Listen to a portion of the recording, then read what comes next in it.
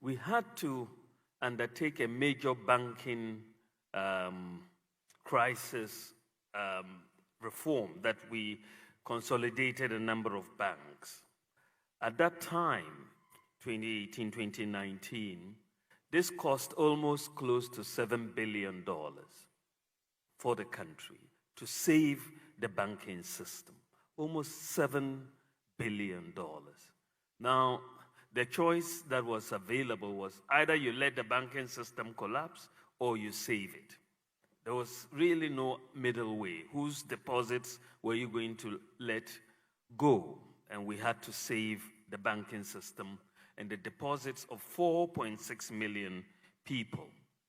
Of course, we also had COVID come in at the end of 2019, and we had the worst economic depression since the 1930s in the global economy, and COVID had its major impact. Of course, from the president's point of view at the time of COVID, the emphasis was to save lives and was not on fiscal discipline.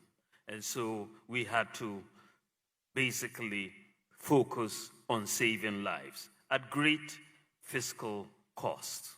But before we could know it, Russia and Ukraine also came to add to our troubles. And we are dealing with those issues. So fiscal discipline really is the ability of government to balance revenues and expenditures. And when discipline is not maintained, expenditures inevitably exceed revenues, and that creates a deficit.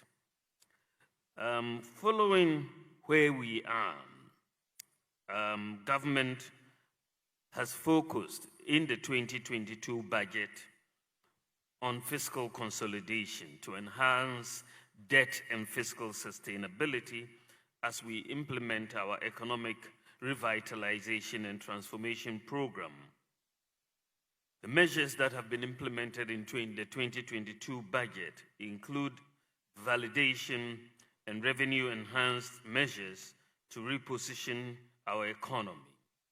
Indeed, the implementation of the measures highlighted in the 2022 budget should lead to a significant fiscal adjustment from a projected deficit of 12.1% of GDP in 2021 to 7.4% of GDP in 2022. And this represents a 4.7 percentage point adjustment, a downward adjustment in the deficit in 1 year.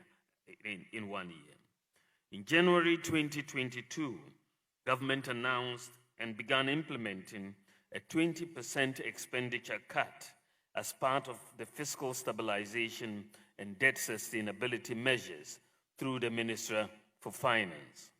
And this was followed by an additional 10% cut in discretionary expenditure, all in an attempt to balance the fiscal position and restore fiscal discipline following the banking crisis, the COVID, the Ukraine and Russia war, and so on.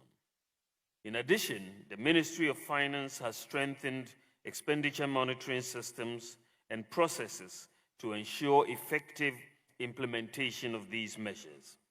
For instance, government called for efficient use of energy resources, and in line with this, fuel coupon allocations to all political appointees and heads of government institutions, including SOEs, were cut by 50%